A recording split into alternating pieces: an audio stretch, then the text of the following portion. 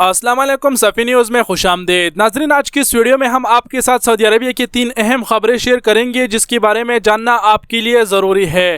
पहले नंबर पर ख़बर हमारा पीस माफ़ी के हवाले से है और दूसरे नंबर पर हमारा ख़बर 3000 रियाल से लेकर 6000 रियाल तक मुखालिफी के हवाले से गैर मुल्की ड्राइवर हजरत को आगाह करना है। और तीसरे नंबर पर जो हमारा ख़बर है वो बहुत इंटरेस्टिंग है, वो ये है कि सऊदी ख़वातीन गैर मुल्की मर्द के साथ काम कर सकती है या फिर नहीं। आप सभी जानते हैं कि सऊदी अरब में सऊदी ख़वातीनों को कंपनियों में काम करने की इजाज़त मिल चुकी है। इसी को मद्देनज़र रख के ये सवाल पूछा गया है कि क्या सऊदी ख़वातीन गैर मुल्की मर्दों के साथ काम कर सकते हैं या फिर नहीं।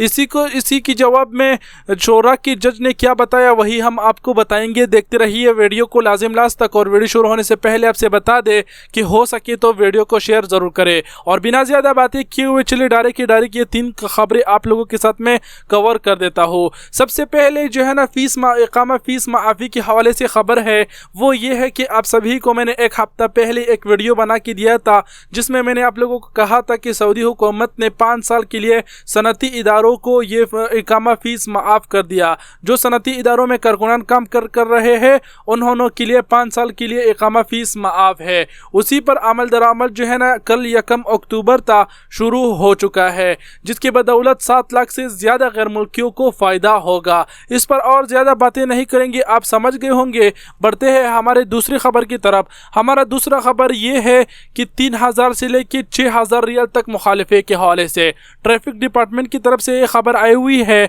जो फ़ोटो आप अपने स्क्रीन पर देख पा रहे हैं इससे आप समझ भी गए होंगे। इन्होंने बताया है कि रोड पे जो गाड़ी लेफ्ट राइट ऐसे करते चलाते हैं, जिग करते हैं, तो इस पर 3000 रियाल से लेकर 6000 रियाल तक मुखालिफा है। मेरे मुताबिक ये मुखालिफा बहुत ही कम है क्योंकि सऊदी लोग ऐसे बहुत हरकत करते हैं। आप क्या बताते हैं इस बारे में कि ये मुखालिफा पूरा है कि या इसे ज़्यादा रखना चाहिए? तो अपने राय का इजहार नीचे कमेंट में ज़रूर बताइए।